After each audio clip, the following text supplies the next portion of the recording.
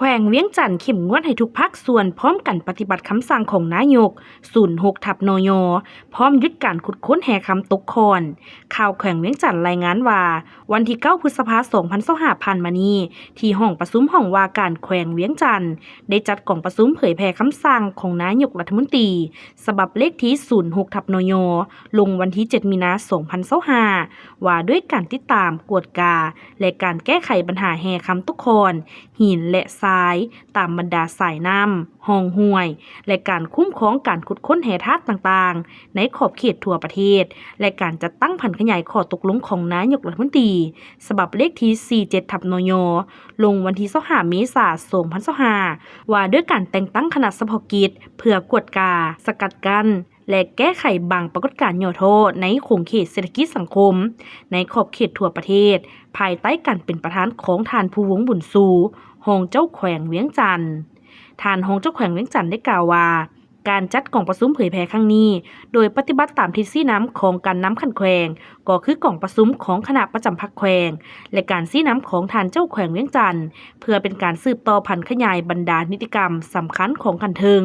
พันขยายเข้าอยู่เวียกงานตัวจริงและพร้อมกันสืบต่อสุกยูติดตามพันขยายคำสั่งดังกล่าวให้ปรากฏผลเป็นจริงเพื่อเป็นการค้นคว้าปรึกษาหารืออยู่คงเขตแขวงเวียงจันทน์ให้มีผลสำเร็จพร้อมนี้ท่านยังได้ให้เกียรติเผยแพร่เนื้อในคำสั่งฉบับเลขที่06/นยโดยได้เน้นถึงบางข้อที่ต้องได้เอาใจใส่ในการเผยแพร่คำสั่งฉบับดังกล่าวให้ทั่วถึงการจัดตั้งปฏิบัติบ่เป็นเอกภาพซึ่งเห็นให้มีสภาพการละเมิดบรรดาข้อต่างๆที่กำหนดในคำสั่ง06/นยปัญหาบ่ได้รับการแก้ไขและอยู่บางบอนยิ่งเพิ่มทวีความร้ายแรงซึ่งได้ส่งผลกระทบต่อผลประโยชน์รวมของประเทศชาติและประชาชนสังคมและสิ่งแวดล้อม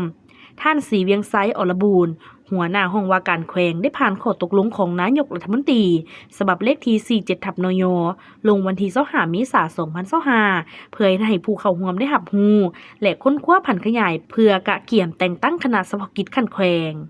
ท่านรองเจ้าแขวงเวียงจันทน์ได้เน้นคืนความหมายสำคัญของคำสั่งฉบับนี้ซึ่งเป็นที่ซี้น้ำของกรมการเมืองศูนย์กลางภาคและคณะเลขาธิการศูนย์กลางภาคความเป็นเอกภาพของรัฐบาลเป็นหน้าที่และพันธะของการนำพนักงานทหารตำรวจและประชาชนบรรดาเผ่า